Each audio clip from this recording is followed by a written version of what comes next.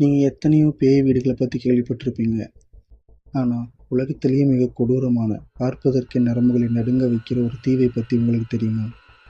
Mexico நாட்டில் இருக்கிற இஸ்லா டி லாஸ் மொனேகாஸ், அதாவது பொம்மைகளின் தீவு. 1950களில் ஜூலியன் அப்படிங்கிற ஒரு நபர் உலகத்தையே வெறுத்துட்டு இந்த தீவில் தனியாக வாழ வராரு. ஒரு நாள் அந்த தீவோட ஆற்றுப்பகுதியில் ஒரு சிறுமி எதிர்பாராத விதமாக ஆற்றுல மூழ்கி இறந்து போகிறாள். அவளை காப்பாற்ற ஜூலியன் எவ்வளவோ முயன்றும் முடியலை.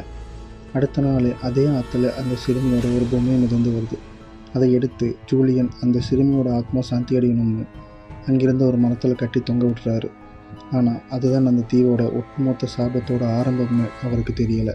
அந்த பொம்மையை மரத்தில் கட்டினதுக்கப்புறம் ஜூலியனுக்கு ராத்திரியில் பயங்கரமான சத்தங்கள் கேட்க ஆரம்பிச்சது.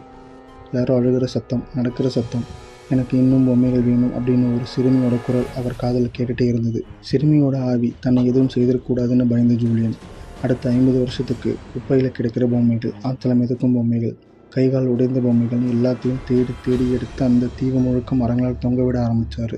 இப்போ அந்த தீவில் கிட்டத்தட்ட 4000க்கும் அதிகமான பழைய கொடூரமான பொம்மைகள் தொங்கிட்டே இருக்குது.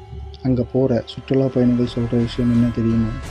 ராத்திரி நேரத்தில் அந்த பொம்மைகள் எல்லாம் தங்களுக்குள்ள ரகசியமாக பேசிக்குமா, அதோட கண்கள் தானாக அசையுமா, கை கால்களே ஆட்டுமா. இந்த கதையோட உச்சக்கட்ட பயமே 2001ஆம் ஆண்டில் தான் நடந்துச்சு. 50 வருஷமாக அந்த தீவில் வாழ்ந்த ஜூலியன் ஒரு நாள் மர்மமான முறையில் இறந்து கிடந்தார். அதிர்ச்சியான விஷயம் என்னென்னா, 50 வருஷத்துக்கு முன்னாடி எந்த இடத்துல அந்த சிறுமி ஆற்றுல மூழ்கி இருந்தாலோ அதே இடத்துல தான் ஜூலியனும் ஆற்றுல மூழ்கி பிணமாக மிதந்தார். அவர் மாரடைப்பால் இருந்தாரா, இல்லை அந்த சிறுமியோட ஆவி அவரை எடுத்துகிட்டு போயிடுச்சா அப்படிங்கிறது இன்னைக்கு வரைக்கும் ஒரு பிரிக்க முடியாத மர்மமாகவே இருக்குது. இன்றைக்கும் தைரியம் இருந்தால் பகல் நேரத்தில் மட்டும் இந்த தீவுக்கு மக்கள் போகிறாங்க. ஆனால் இருட்டுனா அங்கே ஒருத்தர் கூட இருக்க மாட்டாங்க. உங்களுக்கு இந்த தீவுக்கு போக தைரியம் இருக்கா? கமெண்டில் சொல்லுங்கள். இதே மாதிரி இன்னும் பல திகில் கதைகளுக்கு நம்ம சேனலை சப்ஸ்கிரைப் பண்ணுங்கள்.